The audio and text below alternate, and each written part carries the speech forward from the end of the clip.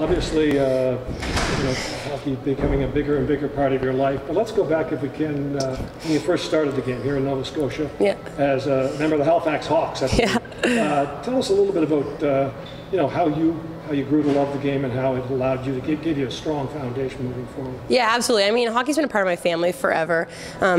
Growing up with the Hawks was also like a lot of fun. It was great growing up with my brother and being able to play with him. And mom and dad were always in the rink, grandparents always there. So I mean, being in Canada, you're always around it, and I just fell in love with it. There was just nothing else I wanted to do, and being a part of the Hawks organization, Hockey Nova Scotia, and all that stuff was just building blocks for me, and just every time I went on the ice, just grew to love it more and more, and brought me here.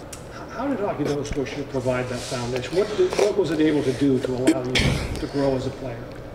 I think just development, opening the doors and opening the eyes of myself when I was really young, just realizing that there are these goals and there are these ambitions that young females can have playing hockey. We know there's no NHL, but we know there's an Olympic goal that every young female can have. So I set that young for myself, and that's what I always aspired to do and continue to aspire to do. So I think Hockey Nova Scotia really developed a good base for me in that regard, and continues to be a good supporting base as I move forward. So you realized you weren't going to make it to national hockey.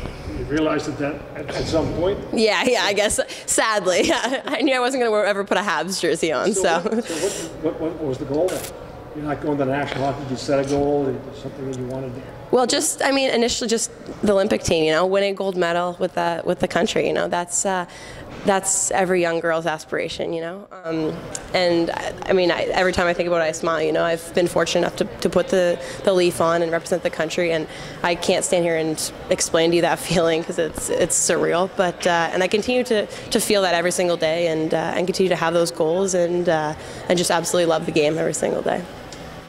Second season at Cornell, the Big Red. Yeah. Tell me how satisfied you were with your season personally and from a team perspective.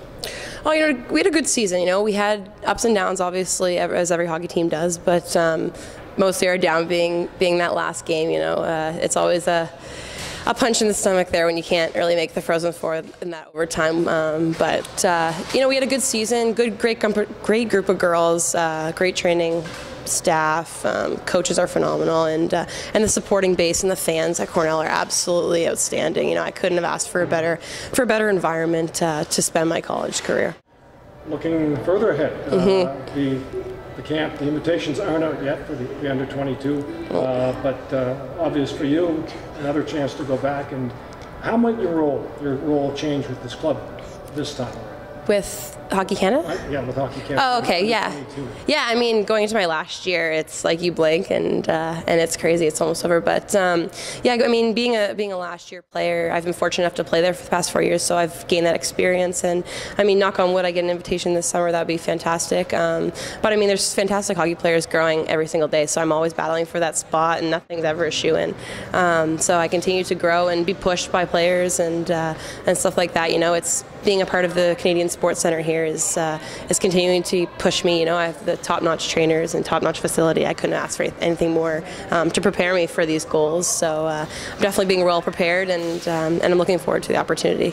Jill is a workhorse, basically, right? She's really, really strong. She's a power forward.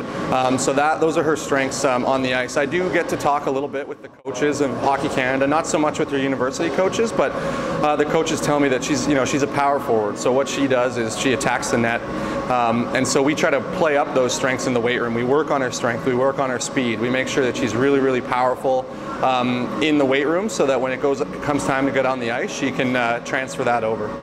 And have you seen her? She's got older, obviously, been working hard on it. She's getting results? Exactly, yeah. So she's putting on a little bit of muscle mass, which is helping her develop that power. And her jumps are better, her speed is better, her speed endurance is better. So all that stuff is hopefully transferring over onto the ice. And is there something in particular that she really wants to focus on to get her to that next level, eventual goal? Yeah, so for Jill wants to focus really on power and speed, right? So she's strong. She's a lot stronger than most girls her age and her size. So from there, she wants to work on power and speed. So now in the weight room, we're working on a lot of jumping, power cleans, explosive movements, and moving forward throughout the summer. Even though she's going to be away, she's going to be working on her speed come July and into August.